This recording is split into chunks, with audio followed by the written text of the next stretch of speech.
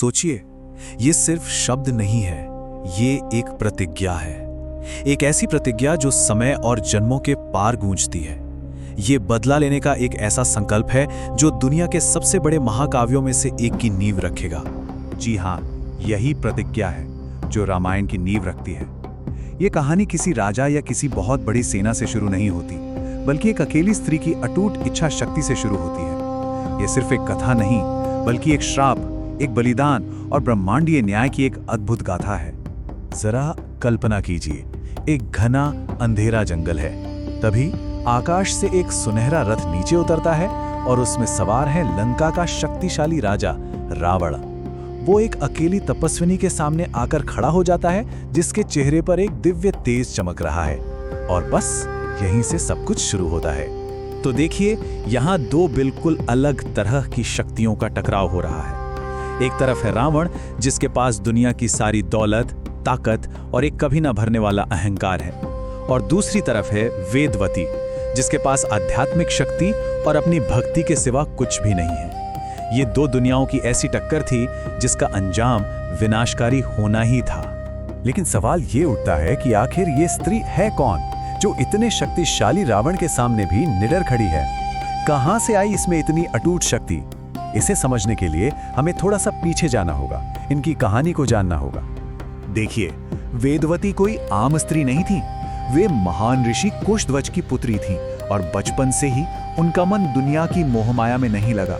उनका एक ही लक्ष्य था, एक ही धुन थी, भगवान विष्णु को अपने पति के रूप में पाना। और इसी एक उद्देश्य ने उन्हें दुनिया के रास्ते से हटाकर एक अलग ही मार्ग पर डाल दिया। और उस लक्ष्य को पाने का उनका रास्ता था तप। अब ये तप सिर्फ ध्यान लगाना नहीं होता, ये एक बहुत ही गहन आध्यात्मिक साधना है, एक कठोर तपस्या। इसके जरिए कोई भी इंसान ऐसी अंदरूनी शक्ति हासिल कर सकता है जो किसी भी बाहरी या भौतिक शक्ति से कहीं ज्यादा बड़ी होती है। यही थी वेदवती की असली ताकत का स्रोत। जरा सोचिए, उनकी साधना कितनी कठिन रही होगी। हिरन की खाल पहनकर उलझी हुई जटाओं के साथ वो घने जंगलों के गहरे सन्नाटे में रहती थी। उनकी जिंदगी का हर पल, हर सांस उनके उस एक संकल्प की परीक्षा थी।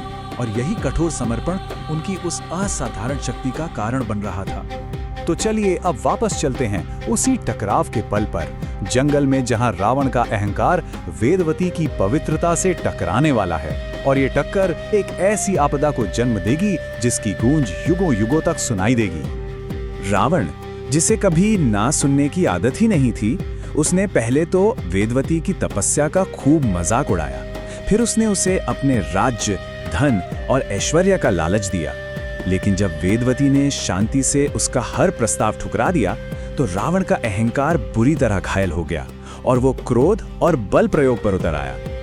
और फिर वो पल आया जिसने सब कुछ बदल कर रख दिया। क्रोध में अंधे रावण ने बलपूर्वक उन्हें बालों से पकड़ लिया। लेकिन वेदवती कोई असहाय स्त्री नहीं थी। अपनी आध्यात्मिक शक्ति से उन्होंने अपने हाथ को ही एक तलवार बना लिया और अपने बाल काटकर खुद को आजाद कर लिया। और उसी क्षण उन्होंने उस राक्षस राजा को वो श्राप दिया जो उसके भाग्य पर हमेशा के लिए लिख गया। अंत में अपनी पवित्रता की रक्षा के लिए उन्होंने यज्ञ की पवित्र अग्नि में प्रवेश किया और ज्वालाओं में विलीन हो गई। इस प्रतिज्ञा की शक्ति को महसूस कीजिए। ये सिर्फ गुस्से में कहे गए शब्द नहीं थे, ये एक ब्रह्मांडीय घोषणा थी। उन्होंने अपना शरीर जरूर त्याग दिया, लेकिन अपनी आत्मा को एक उद्देश्य के साथ छोड़ दिया।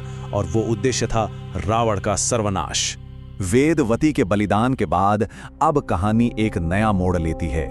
ब्रह्मांड उस प्रतिज्ञा को पूरा करने की तैयारी शुरू कर देता है। न्याय का पहिया अब धीरे धीरे घूमने लगता है। ये देखिए, ये दिखाता है कि ब्रह्मांड कभी कुछ नहीं भूलता। अतीत में वेदवती का बलिदान और भविष्य में सीता का चमत्कारिक रूप से मिलना, ये दो अलग अलग घटनाएं नहीं हैं। नहीं, ये दोनों नियति के एक ही अदृश्य धागे से जुड़े हुए दो बिंदु हैं। कई साल बाद मिथिला के राजा जनक को खेत जोतते समय जमीन में गड़ा हुआ एक संदूक मिलता है और उसके अंदर एक बच्ची होती है। क्योंकि वो हल रेखा यानी सीत से मिली थी, इसलिए उनका नाम सीता रखा गया। वो भूमिजा थी यानी पृथ्वी से जन्मी। ठीक वैसा ही जैसा वेदवती ने वादा किया था कि वो लौट कर आएंगी। तो अब चलिए इन सारे टुकड़ों को एक साथ जोड़ते हैं और देखते हैं कि कैसे रामायण की बड़ी बड़ी घटनाएं कोई संयोग नहीं थी, बल्कि बहुत पहले दिए गए एक श्राप का ही नतीजा थीं। देखिए कैसे सब कुछ जुड़ा हुआ था। सीता, जो वेदवती का ही पुनर्जन्म थी, उनका विवाह भगवान विष्णु के अवतार राम से होता है। वो ईश्वर जिन्हें वो अपने पिछले जन्म में पाना चाहती थीं। और जब रावण सीता का अपहरण करता है तो वो अनजाने में उसी पुराने श्राप को फिर से जगा देता है। सीता को छूकर वो असल में अपने ही विनाश पर आखिरी मोहर लगा देता है। तो इस पूरी कहानी से हमें कुछ बहुत गहरी बातें पता चलती हैं। कुछ व्याख्याएं तो ये भी कहती हैं कि रावण ने जिस माया सीता का अपहरण किया था वो असल में वेदवती की ही आत्मा थी। और सबसे जरूरी बात, ये कहानी न्याय के चक्र को दिखाती है कि कर्मों का फल जरूर मिलता है और सच्ची भक्ति कभी बेकार नहीं जाती, चाहे उसमें कितना भी समय क्यों ना लग जाए। और ये हमें इस एक सवाल के साथ छोड़ जाती है, अगर एक अकेली स्त्री का संकल्प पूरे ब्रह्मांड के क्रम को बदल सकता है तो असली शक्ति वास्तव में कहाँ है? सिंहासनों और सेनाओं में, या फिर एक अटूट इच्छा शक्ति और पवित्र उद्देश्य में? अगर आपको ऐसी गहरी और प्रेरणादायक कहानियाँ पसंद हैं, तो वीडियो को लाइक करें और चैनल को सब्सक्राइब करें, ताकि हम भारत की ऐसी और अद्भुत आध्यात्मिक कहानियाँ आप तक लाते रहें।